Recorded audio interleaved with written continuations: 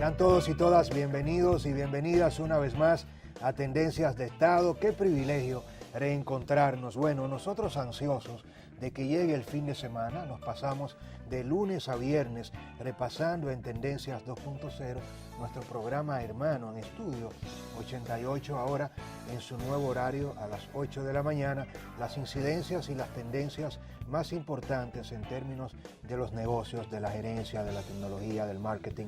Todos los que nos siguen en radio saben que nos ocupamos bastante del aparato productivo nacional e internacional y condimentamos un poco los aspectos de las políticas públicas, del poder y del Estado, pero sobre todo guardamos el plato fuerte para tendencias de Estado. Y en esta ocasión, una vez más me encuentro junto a Adrián Lebrón. ¿Cómo estás, Adrián? Bienvenido. Yo me encuentro muy bien, pero mucho más alegre de reencontrarme con todos los tendenciados y tendenciadas, bueno, que hacen esta gran cita en Tendencia de Estado. Y hoy definitivamente, Francisco, tenemos un invitado de lujo. Así es, quiero recordar nuestras redes sociales, somos @TV Tendencias. En este momento entra @TV Tendencias, nuestra propuesta de televisión en radio, Tendencias 2.0, es @Tendencias 885. Todos nuestros contenidos en línea en www.tendenciasrd.com y en nuestro canal de YouTube, Tendencias RD. Bueno, vamos a comerciales.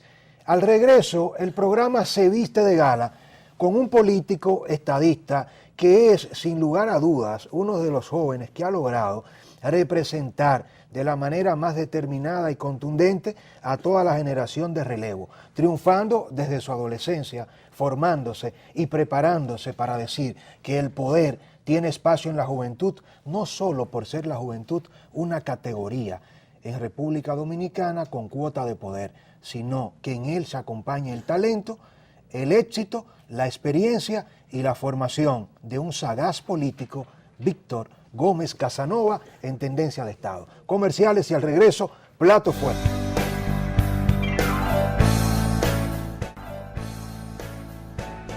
Gracias por estar de regreso con Tendencia de Estado. Bueno, Víctor, primero bienvenido a Tendencia de Estado. Por fin. Por fin, Víctor, pero no solo por fin, sino qué honor. Gracias. Seguir tu carrera, seguir tu trayectoria, seguir tus pasos en términos generacionales, políticos, sociales, en términos comunicacionales. Y quiero empezar, con tu permiso, Víctor, haciendo algo que el productor me ha pedido y que es de carácter obligatorio. Y es que muchas veces, todos ustedes, Adrián, Víctor Gómez Casanova es una marca. Es una marca política, es una marca comunicacional, pero hay que rememorar cuál ha sido la trayectoria de este joven que a sus 38 años acumula ya todo un acervo que hay que compartir con todos ustedes. Víctor Gómez Casanova es presentador de noticias, comunicador social, periodista y diputado de la República. Nació en Santo Domingo el día 3 de julio de 1976.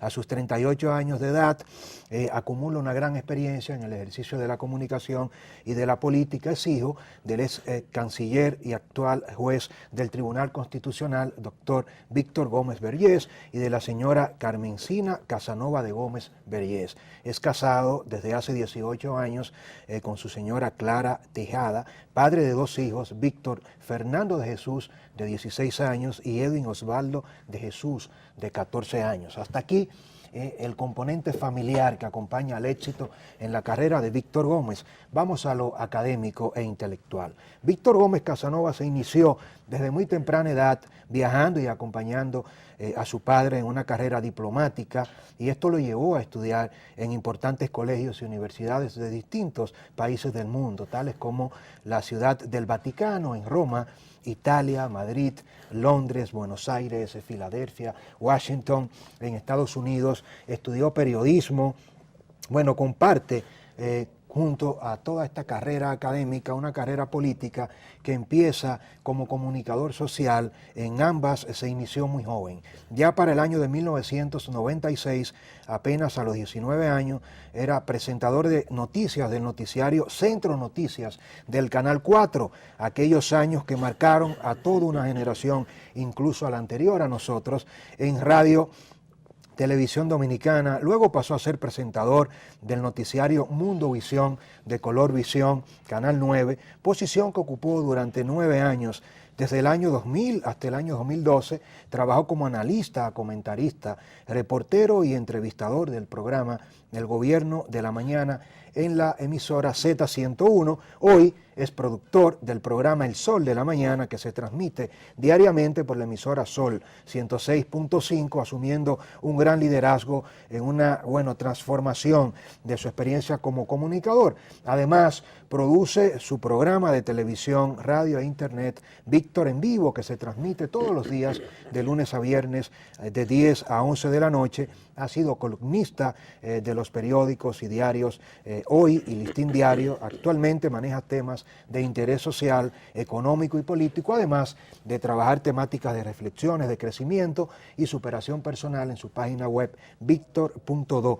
También se inició muy joven en la carrera política, luego de repasar el plano familiar, el plano académico, el plano de comunicador. Entonces, en lo político, Víctor Gómez fue coordinador juvenil del Distrito Nacional de la campaña presidencial del licenciado Jacinto Peinado para el año de 1996. En el año 2002 fue electo a unanimidad como presidente de la juventud del Partido Reformista Social Cristiano. Esto también nos marcó a toda una generación de jóvenes líderes de los partidos políticos. Para el año 2005, con apenas 28 años de edad, se convirtió en el secretario general del Partido Reformista Social Cristiano más joven de toda la historia, alcanzando el 98.4% de los votos en ese proceso. Para el 19 de mayo del año 2009 ingresa al Partido Revolucionario Dominicano luego de su renuncia del Partido Reformista Social Cristiano. Ocupa la posición de diputado por la circunscripción número 2 del Distrito Nacional. Es uno de los 3 diputados más jóvenes de toda República Dominicana. Es presidente de la Comisión Permanente de Educación Superior, Ciencia y Tecnología de la Cámara de Diputados. Además, es vicepresidente nacional y secretario nacional de comunicaciones del Partido Revolucionario Dominicano. Pareciese que estamos hablando de un hombre que ya llegó a la trascendencia, que no tiene nada más que hacer, pero resulta contradictorio, Adrián, y todos ustedes, que apenas a sus 38 años empieza Víctor, y qué decir de lo que le depara. Y además dice Fernando González, que es guadalupeño y mexicano. Víctor. Óyeme, qué grato, de verdad que muy original, y no esperaba una presentación de esa naturaleza, y de verdad que muchísimas gracias. Y el tiempo pasa, porque este año yo cumplo ya 20 años en el ejercicio de mi carrera profesional y política. Increíble. Y decía Gardel que 20 años no es nada, pero es un poquito sí. No, 20 años es suficiente. 20 años es suficiente para muchas cosas, pero Víctor vino a Tendencia de Estado a hablar sobre todo de política, un currículo muy extenso y muy bueno, pero los temas políticos, bueno, se adueñan de la agenda en República Dominicana, y hay un tema en el tapete, Víctor Gómez. Declaraciones controversiales, si se quieren, del embajador de los Estados Unidos, en 2 vertientes. Primero, en su participación en el almuerzo de la Cámara Americana de Comercio, en referencia al tema de la corrupción en República Dominicana, y más reciente aún, declaraciones muy duras el presidente de la Junta Central Electoral, Roberto Rosario, donde se ha dicho que hasta la visa norteamericana puede ser que le quiten. ¿No crees tú, Víctor, que el embajador de los Estados Unidos como que se le ha ido la mano? Mira, yo creo que sí. Yo creo que la participación del embajador en el almuerzo de la Cámara Americana de Comercio mantiene una distancia de lo que es el rol de un diplomático en no inmiscuirse y en no presentar acciones de injerencia en el país donde está acreditado.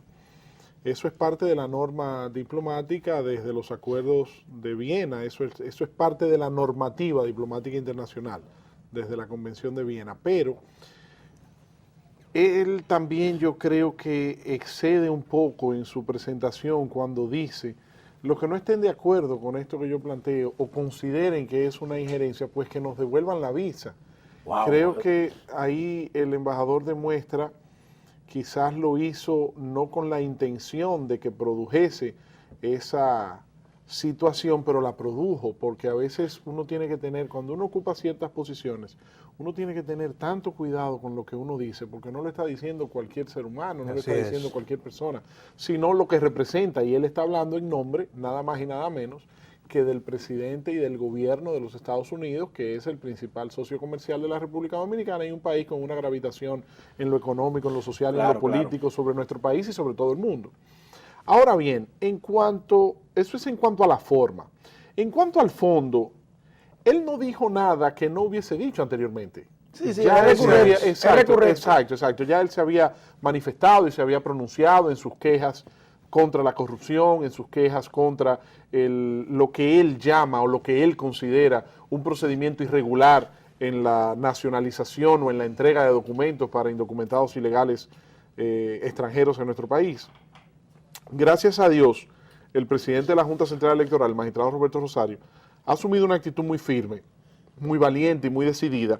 Entonces, el embajador norteamericano tiene que entender, y todo el cuerpo diplomático y todo el mundo tiene que entender, que la República Dominicana no puede darle la nacionalidad dominicana a personas que, de acuerdo a la Constitución y a las leyes de nuestro país, no califican para ser dominicanos.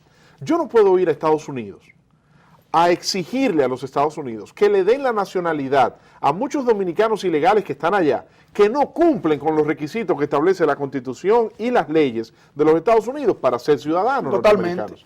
Entonces me parece que el embajador Brewster, con quien he compartido y a quien le reconozco muchas buenas intenciones y representa un Estado amigo de la República Dominicana, tuvo ese pequeño dislate, tuvo ese lapsus en cuanto a lo que es el contenido de sus declaraciones y ni hablar, como ya lo dijimos anteriormente, en cuanto a lo que es la forma de sus Creo que él demostró un poco de inexperiencia diplomática. Víctor, en ese Evidentemente, porque recuérdate que esta es la primera vez, perdóname Francisco, esta es la primera vez, Adrián, que él ejerce una posición diplomática. Pero yo no compro, Víctor, ese enfoque. Yo pienso que el embajador no es solo el embajador.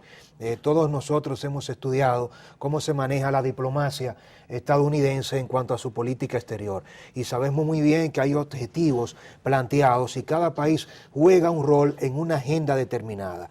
La República Dominicana, lamentablemente, quizás no ha sabido hacer lo necesario desde el punto de vista del Estado para que la agenda de Estados Unidos incorpore puntos de intereses de nosotros, porque los diplomáticos estadounidenses no vienen a defender los intereses de República Dominicana, ellos vienen a defender su agenda y luego eso tiene que crear un consenso. Ahora, Víctor, pasamos desde Hans Helter a Izaguirre, a este embajador actual, y pareciese que evidentemente en las últimas 2 décadas República Dominicana no ha logrado vincular su agenda de política exterior con la de Estados Unidos. Y te pregunto a ti, Víctor, con la experiencia que tienes tú desde muy joven acompañando a tu padre como canciller de la República, como diplomático, ¿no crees tú que ha llegado el momento de que el presidente Danilo Medina se pronuncie a través del canciller de la República,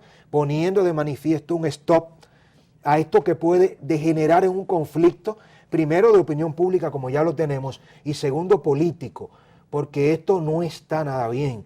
Y este giro que ha tomado la discusión en torno a las acusaciones del embajador de que se violan los derechos humanos, de que esto no es un aspecto técnico, del conflicto con el presidente de la Junta Central Electoral, ¿no crees tú que debe imponerse el liderazgo de la diplomacia ahora? Mira, yo considero, y en eso estoy totalmente de acuerdo contigo, que es cierto, el embajador Brewster, ni ningún embajador norteamericano habla por lo que quiera él per se, intuito persona, decir. Claro. Es el fruto de una posición de Estado, del Departamento de Estado, del gobierno de los Estados Unidos. Comparto también tu idea de que el gobierno dominicano, el presidente Medina, a través del canciller Navarro y de las instituciones correspondientes, se exprese sobre la materia. Pero mira qué pasa, 2 cosas. Primero, recuerda que estamos en medio de una campaña electoral, donde el actual presidente de la República es además el candidato a la presidencia para la reelección. Así es. Entonces, estoy seguro que el presidente Medina preferirá, es una especulación de mi parte, no es que lo haya expresado delante de mí, ni que lo haya dicho, ni que me lo haya dicho a mí, ni mucho menos, pero presumo que es estratégicamente, políticamente más conveniente en medio de esta coyuntura de la campaña electoral, dar de lado a ese discurso y a esas declaraciones que entrar en un debate a responderle al embajador por el momentum en que estamos transitando en la realidad política dominicana. Ahora, con lo que yo sí creo que nosotros debemos insistir, y tú también como estudioso de la diplomacia y conocedor de ciertos detalles que se manejan a lo interno de estos procesos diplomáticos, es que la República Dominicana ha fallado históricamente en hacer lo que los norteamericanos conocen como el lobismo. Así es. Es decir, mira, hay otros países de América Latina con menos recursos que nosotros, con menos capacidad intelectual quizás en los actores que intervienen en las discusiones diplomáticas que nosotros, que tienen insertado en la intríngulis, en las entrañas del Departamento de Estado norteamericano, sus puntos de agenda. Haití, por ejemplo.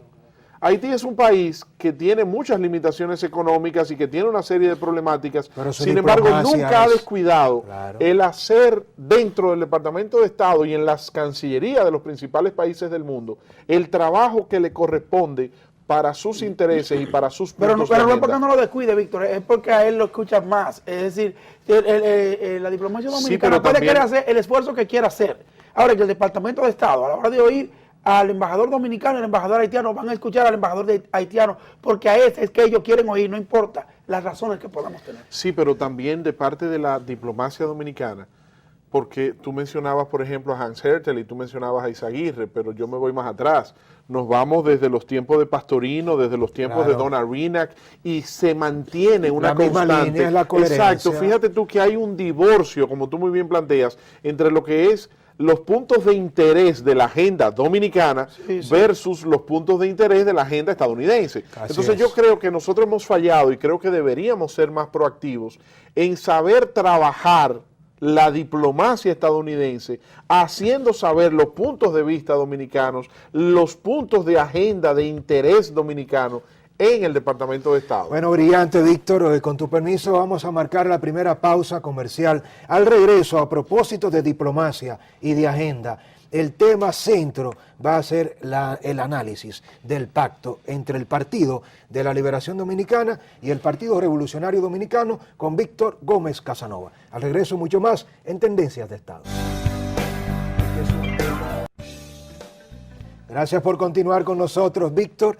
Agenda del pacto PRD-PLD. Hemos conocido ya que el pacto es más que una alianza por un partido determinado con intereses particulares que ahora unen sus propósitos electorales. Miguel Vargas ha explicado y de qué manera, y tú sobre todo como responsable en la comunicación, en la Secretaría Nacional de Comunicación, has dejado bien claro que el PRD ha subrogado su interés inmediato de alcanzar la presidencia para endosar todas las propuestas a las necesidades sociales de la República Dominicana a través de las grandes propuestas, de todo lo que el pacto es, más allá de lo electoral. Ahora, quiero en este momento histórico rememorar lo que Víctor Gómez ha dicho de manera tan responsable. No es justo que el Partido de la Liberación Dominicana le niegue el apoyo al Partido Revolucionario Dominicano en la candidatura de Santo Domingo Norte, en la candidatura de la Alcaldía de Santiago y en algunos puntos donde el PRD, como La Vega, es un bastión histórico, San Cristóbal, y definitivamente, ¿qué tanto pesa en la balanza, Víctor Gómez, a partir de tus declaraciones, esto, y cómo no se le ha tomado la palabra al PRD, a la propuesta de Víctor Gómez, a Miguel Vargas y el Partido Revolucionario Dominicano, a pesar de darlo todo en esta alianza, irá solo en estas demarcaciones? Mira, Francisco, hay una frase, una oración más bien, la leí muy joven y la he mantenido siempre como una filosofía de vida. Dice: ayúdame, Señor Dios mío, a tener la fuerza suficiente para cambiar todas aquellas cosas que yo pueda cambiar. Te pido también, mi Dios, la tolerancia suficiente para soportar todas aquellas cosas que yo no puedo cambiar. Pero lo que más te pido, oh Dios mío, es la sabiduría necesaria para comprender la diferencia entre la una y la otra. En lo personal, yo he expresado que no he considerado justo, pero tampoco políticamente conveniente ni correcto el que después de haber conformado esta gran alianza que hemos llevado a cabo los partidos Revolucionario Dominicano y de la Liberación Dominicana, se haya dejado en libertad de presentar candidaturas individuales en 3 municipios del peso electoral, de la importancia y del significado que representan Santiago, La Vega y Santo Domingo Norte. Yo creo que hubiese sido más conveniente presentar una boleta en conjunto en esos municipios, tal y como lo hemos hecho en prácticamente todo el resto del país, y que el Partido de la Liberación Dominicana hubiese apoyado a nuestros candidatos en esas demarcaciones. El PLD no lo consideró así, ellos prefieren llevar sus propios candidatos, ellos incluso han convocado a elecciones internas para escoger los candidatos de esas 3 alcaldías. Así es. Y ya eso es un hecho consumado. Yo espero que como el plazo para la inscripción de candidaturas no se vence sino hasta marzo del año que viene, unos 60 o 75 días antes del proceso previo a las elecciones, se pueda reconsiderar esa decisión. Porque yo entiendo que esas 3 plazas electorales han sido tradicionalmente 3 bastiones del PRD, pero el presidente Danilo Medina y nuestro buen amigo el secretario general del PLD, Reinaldo Pared Pérez, y otros importantes dirigentes PLDistas nos han expresado que una alianza entre estos 2 partidos políticos mayoritarios y que gravitan políticamente en casi la totalidad de los electores en nuestro país, haber logrado un acuerdo en prácticamente todas las provincias y todos los municipios, es un hecho sui generis, claro, y un hecho extraordinario, único en la historia, primera vez. Me suena a una justificación. Entonces, sí, por ahí quedó el asunto. Entonces, si nada más no nos pudimos poner de acuerdo en esos 3 municipios, vamos a dejar eso así. Entonces, prácticamente se ha quedado así definido el asunto. Ya nosotros proclamamos al actual alcalde Francisco Fernández como candidato del PRD en Santo Domingo Norte.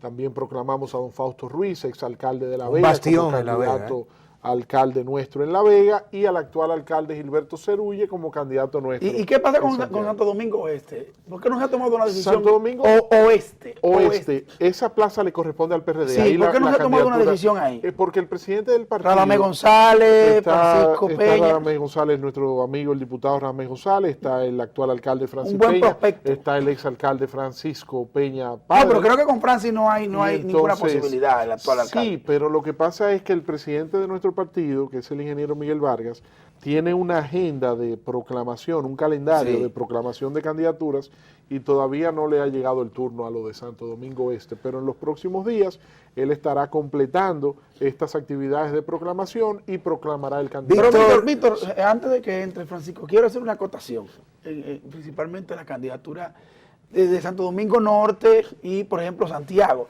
Y de pronto no resulta ser equilibrado esto porque cuando se hacían las mediciones, tanto en Santo Domingo Norte como en Santiago, bueno, los candidatos no salían muy bien parados. Francisco Fernández no estaba muy bien. No, pero escúchame que te interrumpa. Hay muchísimos alcaldes del PLD que están peor valorados que lo que está Francisco Fernández en Santo Domingo Norte, y nosotros lo estamos apoyando a ellos. ¿Cómo cuáles, Víctor? Diga usted. Como el caso, por ejemplo, prefiero no señalar para no darle oportunidad a nuestros adversarios a que puedan aprovechar esta información. Pero hay alcaldes del PLD que están en ejercicio en estos momentos, que el PLD ha decidido repostularlos, que son menos populares, que tienen una candidatos situación que candidatos nuestros, como el caso de Francisco Fernández. Porque mira qué pasa, Adrián. Pero tal vez municipios menos importantes. De menor peso electoral, es cierto, porque Santo Domingo Norte es uno de los más grandes pero del país. Pero un ejemplo, Víctor. Prefiero menos uno. Es para entiéndeme, es un asunto estratégico para que los adversarios de oposición. Pero mira qué pasa. Cuando un candidato, mira, en un ejercicio político, en una campaña electoral, tú tienes diversos componentes. Entonces tú tienes que analizar lo que es la figura del candidato versus lo que es la fortaleza estructural del partido que sustenta esa candidatura. Perfecto. Entonces hay casos donde la fortaleza individual de la imagen del candidato compensa cualquier debilidad estructural del Así partido es. que lo postula. Sí, eso ha pasado mucho. Y viceversa. Es correcto. Hay ejemplos de que fortalezas estructurales de los partidos que postulan compensan La la debilidad. debilidad de la figura individual del Sí, del candidato. candidato. Entonces yo te pregunto, ¿qué candidato a cuál alcaldía de qué municipio del país no estaría presto a vencer sobre la base de una alianza entre el PRD y el PLD?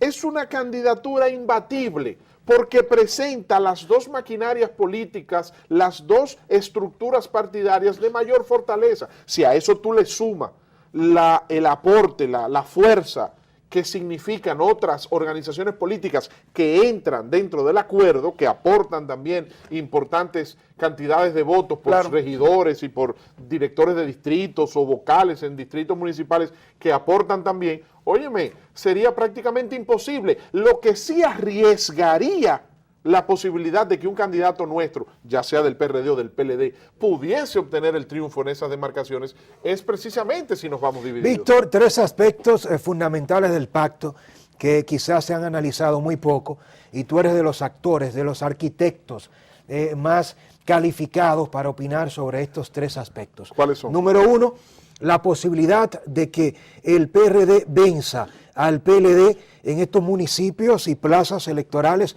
donde van a ir individuales y cuáles serían las consecuencias luego de las elecciones de este proceso de cara a cómo se afectaría la candidatura presidencial. ¿Cómo haríamos posible que el PRD en Santo Domingo Norte, en Santiago, en La Vega, en San Cristóbal garantice el éxito de sus candidatos sin afectar la candidatura presidencial del presidente Danilo Medina? El segundo aspecto es de qué manera se va a analizar la consecuencia de este pacto a propósito de muchos especialistas y analistas que han señalado que el pacto mutila un relevo obligado, un ascenso, una movilidad política, sentando un precedente negativo esperado para la democracia partidaria.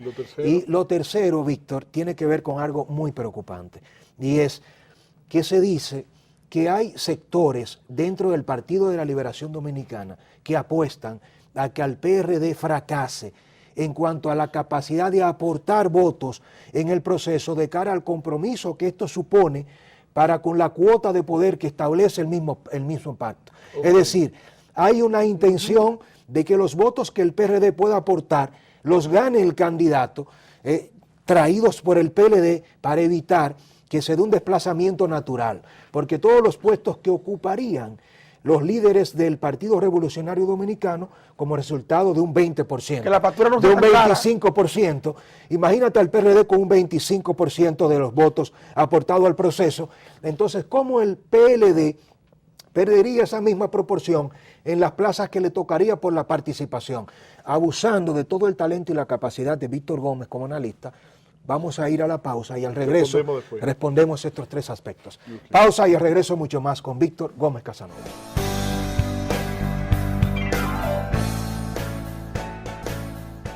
Gracias por continuar con Tendencia de Estado. Nada más que decir que escuchar a este calificado actor para analizar estos tres aspectos planteados antes de la pausa. Brevemente, la primera. Primero, tienes razón en las tres, y las tres son ciertas. Las tres son ciertas. Primero, hay que reconocer que el hecho de que vayamos divididos en estos municipios tiende a tener un efecto negativo en la promoción de la candidatura a la presidencia. ¿Por qué? Porque cada uno de los candidatos... Bueno, pero yo te estoy diciendo eso es grave. Yo acepto y reconozco que son muy ciertas tus preocupaciones. O sea, te voy a explicar algo. O sea, cuando tú tienes un candidato a la alcaldía compitiendo con un candidato a la alcaldía del partido que es tu aliado y que lleva también el candidato presidencial que tú estás postulando, tú, al saber que estás compitiendo por tu pellejo, te preocupas por ganar tus votos y descuidas cualquier labor que tengas que hacer para concentrarte en la candidatura presidencial. Totalmente. Esa es parte de lo que ha sido mi observación de estar en desacuerdo con que nos vayamos separados. Por eso parecería un riesgo calculado, porque también hay un tema que son las fricciones que está generando este acuerdo dentro de los partidos políticos. Lo que pasa, Adrián, vamos a eso el PLD ahora, incluido. Vamos a eso ahora, que es la tercera observación. Pero en cuanto a la primera, ahí hay un riesgo. Ahí hay un riesgo y yo lo veo así. Pero recuérdate la oración que te dije ahorita. Tú cambiar las cosas que tú puedes cambiar y tolerar aquellas que tú no puedes cambiar y las diferencias entre una y la otra. Tu segundo punto, con respecto a lo que se considera un estancamiento de aspiraciones, también es cierto. ¿Cuántos jóvenes dirigentes quisieron aspirar o iniciaron aspiraciones a senadurías, a diputaciones, a alcaldías, a regidurías, que no les será posible competirlas en estas elecciones, por lo menos dentro de los partidos revolucionarios dominicanos y de la liberación dominicana fruto de este acuerdo? Así es. Es cierto. ¿Qué pasó ahí? Bueno, el hecho de que el presidente Danilo Medina tuviese que pactar a lo interno del Partido de la Liberación Dominicana con el expresidente Leonel Fernández y los legisladores que estaban en una actitud muy firme para oponerse a la reforma constitucional, provocó que el presidente Medina tuviese que pagar un alto precio por esa negociación política, que es lo que conocemos por reelección. Entonces, eso ha traído como consecuencia que los partidos aliados, como el caso nuestro, más los propios dirigentes del PLD, más los dirigentes del PRD, más las otras organizaciones políticas, esas plazas ya están reservadas. Ahora, eso no fue una decisión unilateral del presidente Danilo Medina. Él llevó ese pacto a lo interno del comité político de su partido. Se aprobó. Fue aprobado. Posteriormente ellos lo llevaron al comité central y a las asambleas de ellos. Y posteriormente el PRD también, pues conoció lo que era esa condición previo a la alianza. Claro. Entonces, fue una situación aceptada previo a, pero es una realidad lo que tú planteas, como digo. Y lo tercero, también es cierto que hay sectores a lo interno del Partido de la Liberación Dominicana que entienden o preferirían que el triunfo fuese sobre la base de los votos en la casilla del Partido de la Liberación Dominicana, porque el acuerdo establece que los niveles de participación en el Ejecutivo irá directamente proporcional a la cantidad de votos que los partidos aliados obtengan. Y eso es lo más delicado. Bueno, pero De también las 13, la más delicada. Que el Pero PRD está también- preparando una factura muy cara para pasársela al PLD. No, el PRD no está preparando una factura, Adrián. Nosotros lo que estamos haciendo es trabajando para obtener votos en la casilla número 1 del PRD. En la casilla número 1, y por eso nuestra campaña está concentrada en vota blanco, vota PRD. Claro. Entonces, nuestro trabajo es demostrarle a nuestra dirigencia, a nuestra militancia y a la sociedad en sentido general que las fuerzas del PRD están ahí y que se manifestarán el 15 de mayo próximo votando en la casilla número 1. Bueno, Víctor, 3 aspectos relevantes, fundamentales. Yo no tengo nada más que decir, solo que ahora mi presunción en términos de análisis se convierte en una preocupación mayor, porque Muy válida. estamos hablando, Víctor, de que hay Pero mucho en juego. Es muy válida tu preocupación y yo celebro que una persona como tú, que tengas la capacidad de ver en política, como muy bien decía el profesor Juan Bosch, hay cosas que se ven y cosas que no se ven. Claro. Es bueno hacer ejercicios en identificar las que no se ven o las que no están tan a la vista, Así es. como esas 3 que tú acabas de señalar. Bueno, Víctor, hemos conversado sobre aspectos políticos, diplomacia, un poco de política exterior, intereses de las agendas de República Dominicana, Estados Unidos, el pacto, el presidente Danilo Medina, pero no podemos cerrar este programa sin analizar un componente que nos llamó la atención durante mucho tiempo y que son de estas cosas inesperadas. Un ejercicio político, un ejercicio de comunicación, Víctor, presupone que en muy pocas ocasiones uno esté preparado para ver cómo la estabilidad y la seguridad de nuestras familias se pone en riesgo sin que tenga nada que ver con el ejercicio de la comunicación y de la política. Y precisamente cito como consecuencia de los primeros contactos que el condenado narcotraficante Quirino Ernesto Paulino Castillo, alias El Don, tuvo desde que fue extraditado a Estados Unidos. Tu hijo mayor, Víctor Gómez Tejada, estuvo bajo amenaza de muerte. Días terribles, horas de incertidumbre, algo totalmente inesperado. ¿Cómo enfrenta la familia, Víctor, esta amenaza? Y que nos cuentes en realidad de qué manera se puede enfrentar cuando no depende de uno este tipo de consecuencias inesperadas. Mira, cuando él cayó preso en diciembre del 2004, yo trabajaba en la Z en ese momento, en el gobierno de la mañana, Y recuerdo que fueron allá a la emisora, se presentaron unos familiares de él a decirnos, a expresarnos la denuncia de que él estaba siendo torturado, maltratado, que ellos temían por su vida. Y entonces yo recuerdo que el jefe de la DNCD en ese momento era el almirante Iván Peña Castillo. Entonces yo lo llamé por teléfono y yo le dije, almirante, mire, recibimos esta denuncia aquí en la emisora sobre esto y esto y esto. Y él me dijo, eso es totalmente falso. Usted puede venir personalmente si usted quiere y dígale a la familia también que venga. Y aquí ni se le está torturando, ni él tiene peligro, aquí él está bien custodiado. Entonces yo recuerdo que hablé con los abogados, que era el doctor Carlitos Balcácer y el doctor Félix Damián Olivares y el doctor Freddy Castillo. Y entonces ellos también me solicitaron que fuese a la DNCD junto con la familia para constatar que Quirino estuviera en buen estado. Yo tenía en ese momento, en el 2004, hace 11 años, yo tenía 27 años. Uno estaba en su apogeo en los medios, yo quería, tú sabes, sentirme activo, realizando una labor destacada. Cogí para la DNCD y entonces llegué allá y ahí conocí a Quirino. Él estaba en su celda y entonces el almirante Peña Castillo me acompañó y yo tuve la oportunidad de entrevistarle. Y entonces eso se difundió en todos los medios, etcétera. Entonces después a él lo extraditaron, él se fue, yo estuve con él, yo le di seguimiento al caso. Yo estuve en la Suprema Corte de Justicia el día de su audiencia. Después yo estuve con él en la DNCD, con los oficiales que lo estaban custodiando cuando lo iban a montar en el avión para irse. Entonces después, cuando él está en Nueva York, yo hago contacto con un abogado apellido Rullero, que era el abogado, tengo entendido que eso, no sé, era el abogado en ese momento de él allá en Nueva York que le estaba dando seguimiento al caso, y con Freddy Castillo, que es familiar de él aquí. Y entonces yo seguía el caso, ¿no? Yo le daba seguimiento al caso. Entonces yo conversé con él por teléfono, él me llamó un día. Primero me escribió un familiar de él se me acercó para preguntarme que si yo estaría disponible para aceptar una llamada de él, y yo le dije que sí. Y te llamó Quirino desde la cárcel de Estados Unidos. Sí, él no había salido todavía, sí. Me intercambié. ¿Ellos llaman de dentro de la cárcel? Sí, me sale una grabadora. Sí, Esa llamada es de una... Y te dicen que lo va a grabar. Está siendo grabado. Sí, si usted quiere aceptar, pulse uno. Bueno, entonces la cogí. Entonces conversé con él.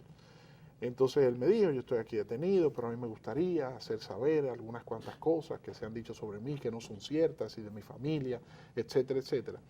Entonces yo coordiné con el equipo, porque nosotros somos un equipo, o sea, no era una decisión unipersonal de Víctor entrevistarlo, sino yo lo converso con mis compañeros y los distintos productores y con el dueño de la emisora de Sol 106.5, y entonces coordino con él esta entrevista.